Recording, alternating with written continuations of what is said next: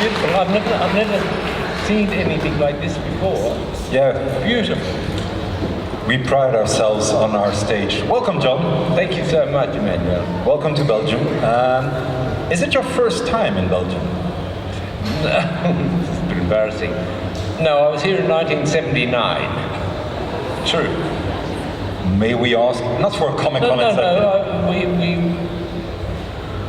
We took a play to the Edinburgh Festival, and my wife and I, and then we decided to do our first big European trip. And this was our first country outside of the UK. So I have very fond memories of it. It's a long time ago though, isn't it? Yes.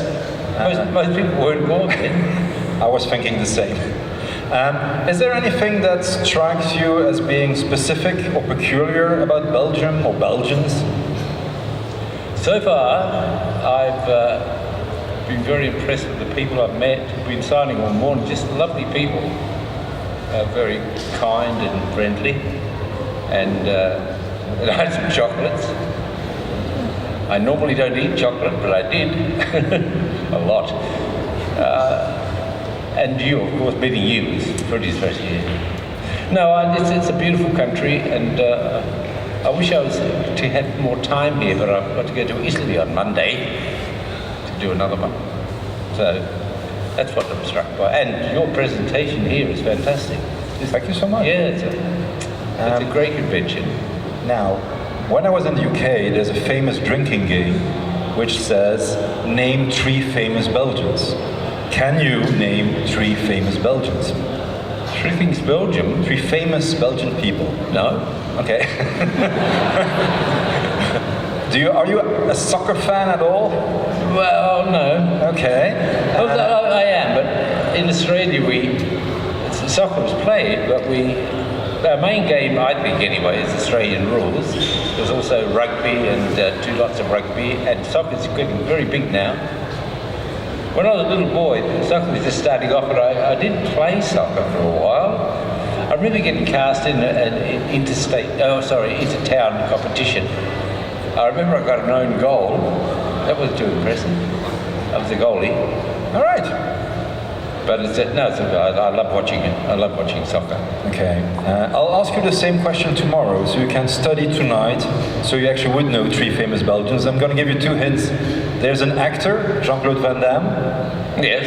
And if you're a fan of music, yes, the saxophone, yes, the instrument, was invented by a Belgian. Adam Sachs. That's a very important thing. My wife plays saxophone. Well, we'll have good common talking points now. Yes. Yes. Did you know you're touching a Belgian instrument every day? You can tell her when you get home. What? Okay, I might have rephrased that. Now, you're Australian. Yes. Who would you say are the 3 most famous Australian people? It's probably my favourite sport is cricket, and which no one else plays. So I could name about 2,000 cricketers that I love. Nobody in Belgium plays cricket, so no, I know it's going to be a waste of time. There's some good actors there, though. You know, a lot of Australian actors. Margaret Robbie? Isn't she Australian? No. Oh, New Zealand again? I don't know. Okay. No, Nicole Kidman's probably the most famous, and there's a lot of us work in the States. Hell of a lot, actually.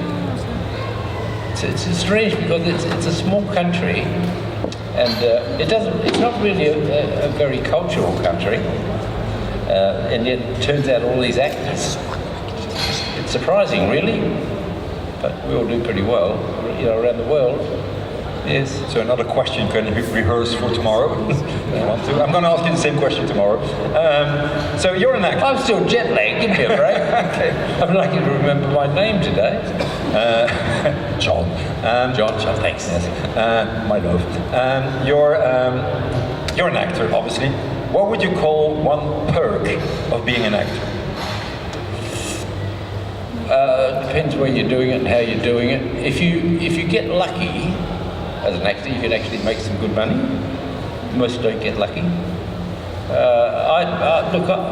I realised that when I was about 24 or something, that, and I came across acting because like you, I'd done law, and but I found acting, and the first time I did it was on a stage play, it's Antigone, and I realised how much I adored doing it, and I realised also that I was quite good at it. It's almost like the perfect combination of something that you really want to do that happens to suit you, and so that was and it hasn't changed. I still feel the same about acting, and I've been blessed with some great roles over the years.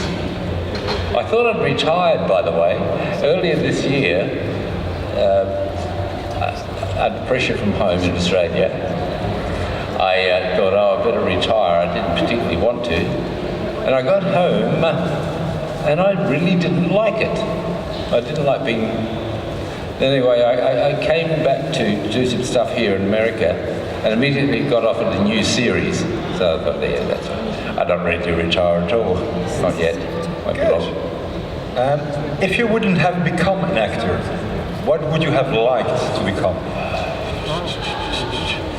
My background was really in law and accounting and those things, which I think are fine professions, but I didn't want to do them. No. I can't think of it. I mean, it would be great to be an international sportsman, but I wasn't that good. I don't know. I really, once I found acting, I didn't really look good. I did a lot of directing, but I mean, I was quite good at it, but it wasn't what I wanted to do. You know, it's a different mind space, and so I was very happy finally to just concentrate on the acting. And a lot of work in the stage. I was an artistic director of a theatre company for 10 years. I loved doing that. But no, acting is the thing. I don't know. Let me think about that until tomorrow too. Someone will tell me what I want to be. Everybody come back tomorrow and we'll have the same different Q&A. Now, you've been an actor for, I'm afraid to ask, how many years? Well, I really didn't start till I was 24, and I'm 76 now. That's a few years, isn't it? 40 52 years. Wow. What is the one thing that has changed most in the acting world in 52 years? Well, from my point of view, at the time that I came into it, Australia really didn't have a professional scene. And so we worked in community theatre, which I love, and I still love it. And some of my finest memories are still in that time. So it's now become a very big business, and many of us have shifted into the Hollywood scene because it's very well paid, and changed. I don't know. I've got around to doing a lot of teaching of actors, and certain methodologies that I use myself, and I love that. I love seeing them evolve and do very well. So you know, you'd like to, and yet my heroes, when I was coming into it, were people like Al Pacino and Christopher Walken and the like, that breed of men. And you never think in a fit you'll get to meet these people. And I've worked with both of them now, and it still stuns me to think of that. You know, I'm up here doing scenes with Al Pacino. You've got to be kidding, you know. It's just beyond belief. And just recently did one with Christopher Walken as well. So life is interesting the way that evolves, isn't it? Always. And do you get starstruck when you see Al Pacino? Are you nervous, or is it like we're colleagues? There's an apprehension because I respect him so much, and you hear all the stories coming down. But he's unique. It happened to fit into the way I work as well. So we got on exceptionally well. Wow. And Chris Walken he is what you think he is. I mean, he's just this laid-back dude. Nice man. They're both good people. So I've had the good fortune to work with some fine actors over the years. Those two stand out because they were my heroes. And still are to some extent. And there's some wonderful young actors coming through. I lose a bit of touch with that because I don't follow it closely enough to know who the new leading lights are. But one of my kids will tell me. Come on, Dad. You should watch that show. Right. If you could have chosen any role that has been played by somebody else in the past to play yourself, which would you have liked to play? God help us. Once an actor's done a good job of a role, I sort of enshrine them in it, and I don't envy them doing it. My forte, my favourite, is in complicated character roles. That's what I feel most comfortable in, and the more complex they are, the more it interests me. And I'm not very good at doing characters that are close to myself. I'm not. And I tell that to my agents, please don't put me up for those roles because I'm not very good at them. And they say, oh, you're being modest. No, I'm not. I really am not. Too close.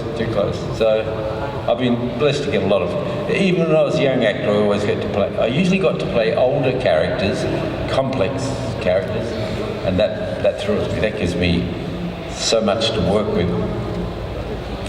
Now, obviously you're famous. Have you ever used your fame to obtain something? Like, a fully booked restaurant and you would say, hey, I'm John Noble and can you start me a table? No, I wouldn't do that. No, I wouldn't do that. I don't kind of go along with that sort of stuff. If people recognise me and want to treat me a bit special, that's okay. But I don't go out seeking it. I don't go out and say, hello, I'm John Noble, I'm an actor. No, wouldn't do that. And it's sort of cuts against the grain for Australians to do that too. We're modest people. Well, modest, yeah, but we Australians don't tolerate that very well when people have a big opinion of themselves, which is why we hate Donald Trump. I didn't say that, did I? We were not going to talk politics or religion. No. Is that religion? Yeah, well, 95% of Europeans are not a fan of Donald Trump, let's put it that way. Before it's your time to ask questions, ladies and gentlemen, you can already queue behind one of the two microphones you can see. I got two final questions from my side for you, John. Yes, sir. If you could host a dream dinner with 3 people, dead or alive, who would you invite to your dream dinner? Dinner, yeah. It'd probably be some historical characters that I've learned to admire enormously, and I'd like to have dinner with the Dalai Lama, for example. It's not going to happen, but just inspirational people like that. Maybe not even famous people. I just like genuine people that have a positive effect on the world. You could say Mother Teresa if you wanted to, but there's something about an aura that some people have. When I can sit there and go, oh my God, what am I doing here with these people? 3 of them, you say? Well, oh God, I don't know. Do you know who I'd like to have dinner with? Probably Dominic, who was sitting here just before you, one of his choices was Jesus Christ, because he said I would have questions to him, which I found an interesting choice. Might be an interesting dinner. Yes, it would be, wouldn't it? It would. You could always multiply if there was enough food. Yeah, there would be wine for everybody. Wine for everyone. That would be good. Right, Yeah. final question from me, before we get these lovely people to ask you questions. If you were to interview yourself, which question would you ask yourself? That could be very rude. What the hell are you doing here? I'd probably say to myself. It becomes, because I'm getting older now, it becomes a matter of the persona that you go through life with. And I'm at a stage now, a lot of that's questioned. And so I'm going through a most interesting period of looking at my life in detail and seeing behaviours that I don't actually approve of. I don't like them. They cut against the grain. And some I don't mind at all. I think I'd probably if I was interviewing myself, I think I'd probably be more interested in my early background. I was a country kid from Australia, and a certain lifestyle, and the life I have now is completely not even possible compared to what it's like now. But I find it interesting the formative years that make a man or a woman who they are. I find those more interesting than whatever we're doing now.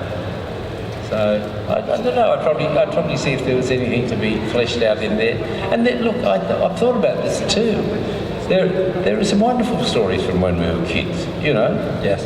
And I'd be inclined to go that way. And probably, I think the most surprising thing of all is, as I said, how the hell did you get here? How did you get here? This is beyond the wildest dreams of that country boy. How did you get here? By what strange sliding doors did you go that way instead of that way? And are you happy with the choices? I think it'd be something along the lines of, like I said, how do we get to be what we are now, and how authentic are we now? Are we still true to ourselves? And that's a tricky question. It is. I think that I'd go along those. It might be boring to everyone else, but I find it interesting. Yeah, it'd be more like that. And obviously, there's going to be questions about some of the successful things I've done in my life too. You know, people often say to me, "Well, what was it like working on Lord of the Rings?" And I can tell it was a once in a lifetime shock to be involved in that show. Because it still is as wonderful and magnificent as it ever was, and still holds up 25 years later. Absolutely. So that's an interesting one. And other shows too, I mean, that I've done, how did you feel about those? I mean, Fringe is a classic example, which has gone on to be a massive hit. And with probably my favourite character of all time that I played, the crazy Walter Bishop. How did that happen? I don't know. It was a good thing to have happened. Yeah. The wonders of life. Now, John, it's time for these nice people to ask you a few questions. I'm going to lay down some ground rules. English only. Articulate in the microphone. One question per person. Please don't ask for free hugs or kisses or autographs or John's hotel room number or what have you. Just take it away. Not publicly, anyway. No, publicly indeed. I have it if you want to. The person on the left, take it away. Hi, welcome to Belgium. Thank you. I'm a big Tolkien fan, and there are a lot of talks about The Hunt for Gollum and Ian McKellen saying he's going to reprise his role as Gandalf. The movie would play around the time that Denethor is alive. Would there be would you be interested in reprising, and is there a possibility? I don't know about that. I don't think I'd be interesting. I just, I felt that when we did Lord of the Rings, that all of us hit a certain level and finished up being a masterpiece, So where do you go from that? I wouldn't be interested in reprising it, no. Okay, thank you. Thank you. That's a very honest answer. Usually people always go like, yes, of course. So that's impressive. Wow. Person to the right. Hi. Hello. I really enjoyed you in Fringe. Yeah. My question is, was there ever a directional comment you received from a director that always stayed with you? On the show? On that show? On any show in your life? There are two very early in the piece, if you're into technical acting, two very early directors, two women as it turned out, gave me a note on what was a very good performance already, just a note, and it made such a difference to me. I remember that. That's the main thing. I also had the opinion for a long time that, this sounds terrible, but that actors should be director-proof. In other words, they don't always know the show as well as you do. But most of them are good, but those two in particular, this is going back to my stage days, And I remember getting that, oh my God, it makes such a difference to have that direction. I do remember that. I mean, you work with lots and lots of different directors, and quite often in television, you know the show better than they do, because they come in and do one off, so they don't really give you that much direction in terms of characterisation. And also when you're doing a show on a regular basis, it becomes second nature to you, in the sense of you know basically how they'll block it. It puts you in positions, because you know where the cameras are and you know what shots they'll be looking for, so you can actually almost block yourself working with the camera people, which they love anyway, because they don't have to move us around. But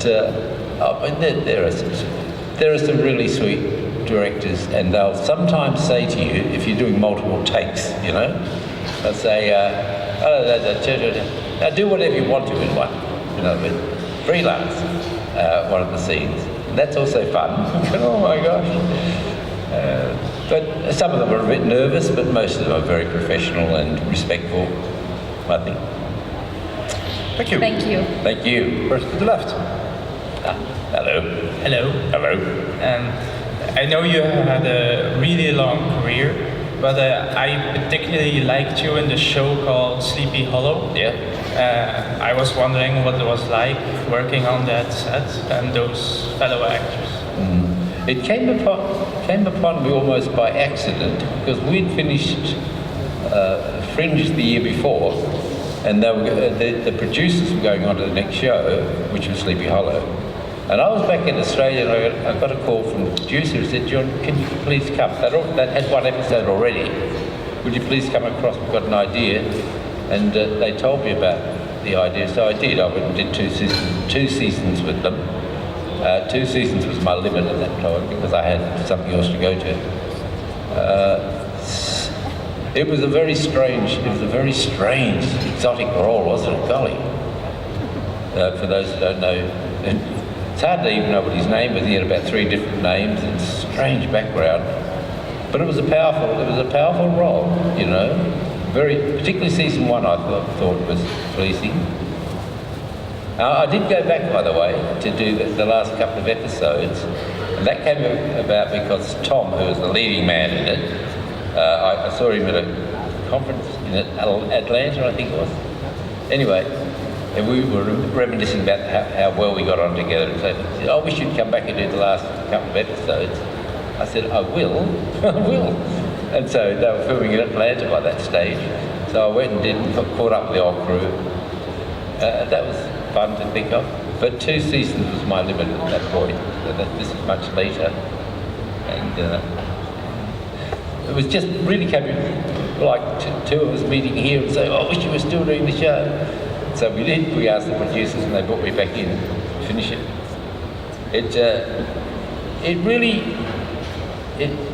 It only had 4 seasons, and I don't know how far it could have gone. I don't. It felt like it had run its course before. And it's a hard story to keep creating, Sleepy Hollow. It's a little story, and they've expanded it into a series, all these new characters coming in. So, but it was fun. I mean, the whole fantasy side of it, for me as an actor, was fun. Being buried for how many years he was buried, and then coming out of the grave. I often wondered what he ate down there. You don't know what I'm talking about. I know that. Sorry, I don't know if I've answered your question or not. I sometimes reminisce a bit. What was the question? You answered it. Oh, wow. Thank you. What a good boy. Yes, hello. Hi, I'm mainly a fan of you through your work as Denethor, and I was wondering what was your favorite quote that you said in the films? For different reasons. For example, I remember the first speech I did there was actually in the film much later, but you always film out of sequence, and he was walking along a corridor down to get burned, I think, and his first speech was, "No tomb for Denethor of Faramir, no long, slow sleep of death embalmed. We shall burn like the heathen kings of old." I remember it because it was the first one I did.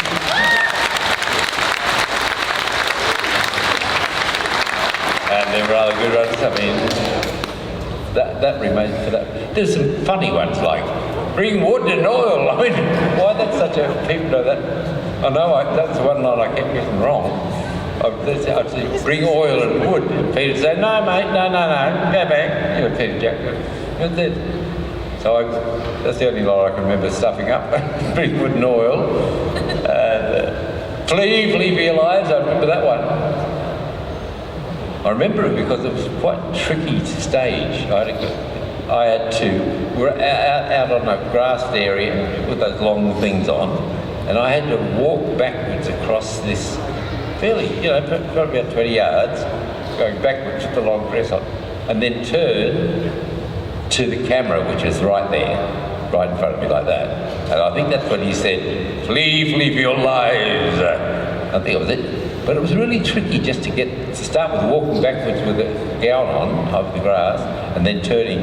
So it had to be absolutely perfect turn. That was pretty challenging, but I like doing it. I love doing the scenes with Ian McKellen. I mean, to me, I was working with probably the leading stage actor in the world at that stage, and so it was a joy to work with Ian, and we became pretty close actually, pretty good mates. So many things. I love working with Billy Boyd, Pippin, sweetie he was. What a voice that boy had. Do you remember that when he sang that time? I don't know if you do or not, but it was during a very impressive scene. And I remember we were setting up a great big hall, and Denethor was at a table eating, and 200 people going around the place doing stuff, and this is what he says to Faramir, get down. But at one stage, Peter Jackson said to Billy Boyd, Pippin, he said, Billy, can we hear that song? And Billy said, and he started to sing unaccompanied in the middle of the room, and within 3 seconds, absolutely quiet.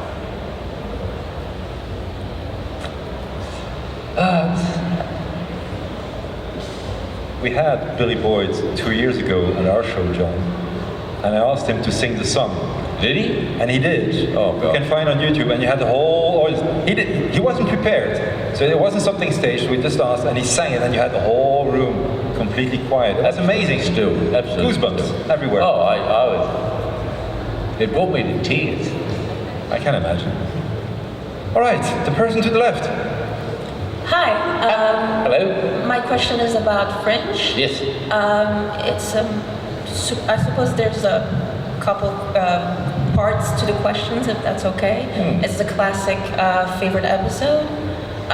So favorite episode in general, I suppose, and favorite episode to film. I don't know if it's just because it was fun or because you felt challenged or accomplished. And favorite episode in terms of purely storytelling for Walter and how much it pushed the story forward for him. Yeah. Or backwards. Yes, I think I still have very fond memories of doing an episode called Peter. It's when Walter went across the other to get Peter from the other side. I remember it with great affection. I was the only one of the principal actors that was in that, and I had to do that trek across. I had to go and steal him from the other place. I remember that very vividly. There was some good episodes though. White Tulip was a favourite, wasn't it? Do you know White Tulip? It was gorgeous. And I've been thinking lately about a scene for some reason or other that I remember with some affection, and I think it was called Chinatown. And Walter had gone on some quest down to Chinatown, and he got there and he got lost. Poor old fella. And he wanted to make a phone call, and he couldn't work out how to do it. And he lost his money, and he was sitting down there on a bench, hopefully chat. And a Chinese woman came up to him and said, "You're right." And so she took him home and gave him some food. And finally, they let Astrid know where he was, and she came and rescued him. But the intense powerlessness of powerlessness. Not, what do you do when you're powerless? You've got nothing. You don't know where you are, hardly know who you are. So it's horrible. But I remember that one because it was so vulnerable. What was that other one I did? Might have been White Children. There were a lot of good ones though. I remember one called Brown Betty. And it started off, I think, with Walter smoking a great big bong. Got stoned. And that's when we all disappeared and started singing, and we had singing corpses and stuff. Very strange episode. Very strange episode, that one. But we liked it. I remember we all got, the actors got called in, special call one day to go into a sound studio to record our voices. We didn't know what it was about. What the hell are we doing here? And they were recording because they wanted us to sing as part of the character that we were doing. And the only person they didn't bring in at that stage was Lance Reddick, God bless him, he's dead now, but who is a very fine singer. They didn't have anything down for him or just singing a coal, so we got that straightened out. But it was so funny, it opened up, they didn't think they'd get this through the network, by the way. It's just this big gurgling sound of him sucking on a bomb, so the whole thing, I was stoned the whole time.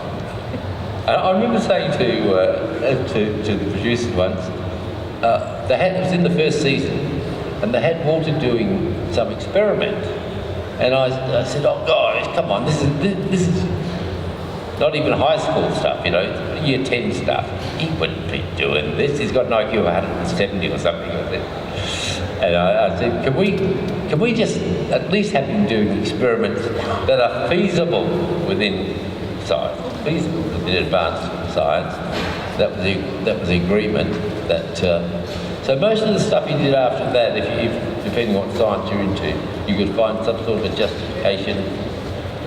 And the alternate universe stuff we were doing is now common knowledge, and all over the place. And quantum mechanics, which is just fascinating. And I studied it too. I mean, I loved that stuff. But no, they didn't ever put us doing anything that wasn't beyond the realm of the possibility in science somewhere, theoretical physics.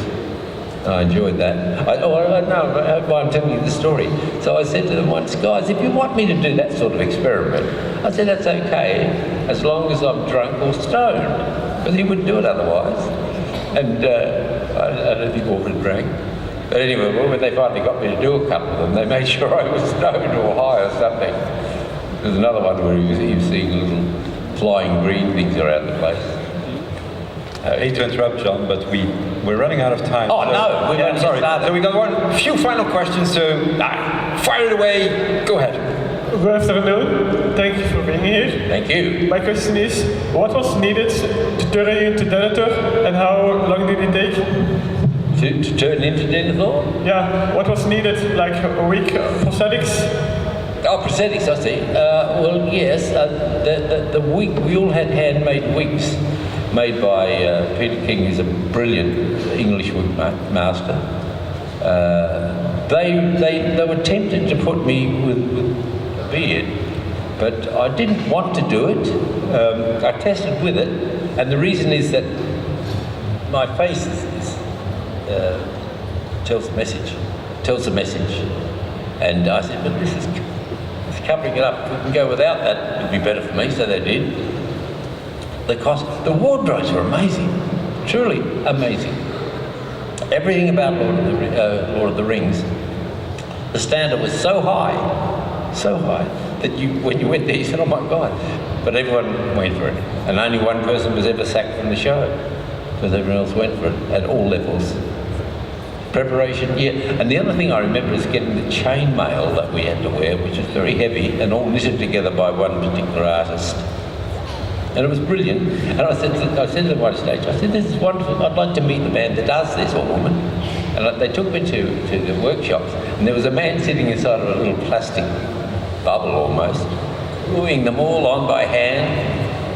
He must, I don't know if he had a brain left after all the stuff going through it, but I was so impressed. Everything was so detailed and so impressive. Everything. Thank you. Thank you. Final but one question. Yeah. We loved you in Fringe, that's why we call you alternate at home when we see you on TV. You had a small part in Legends of Tomorrow.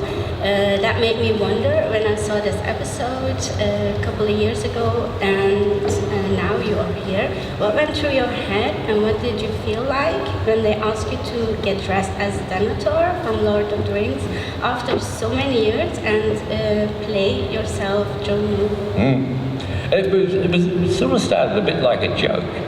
They said, would you... They named that episode starring John Noble as the name of the episode, I think. And they had this idea of someone had heard a voice, and they said, and then they saw this man on television, that's him. So they had to come back and find me, but it was me, it was John. It was, just Australian John, not... so I got pretty freelance to say what I wanted to say with this Australian accent, but getting into the costume, they did a very good job with the costumes, I thought, and it was such fun to do it. And that was my old film crew in Vancouver, so I knew all the crew. It was just like a big reunion. Yes. Okay, thank you. Final question, take it away. Hello John, welcome to Belgium. How is it for you to go to events like this and meet the people who were touched by your work and are fans? Okay, I have an answer for that. Because I started in stage work, and it's been a great part of my career there. So in stage work you get feedback, audience and so forth. And then you go to film and television, you don't. You shoot a scene and then you move on to the next one. So and the reason I come to these things is because I do get a chance to meet the people that have been affected by the work, and I find that very rewarding. Actually, that's one of the reasons I do it. And I very much enjoy meeting people and hearing their connection with the work, because when you're doing it on set, you don't realise who you're connecting to. And I love it. I still love doing that, which is why I'm here. One of the reasons I'm here. Thanks for being here, by the way. That's all we have time for. Give it up for John Noble!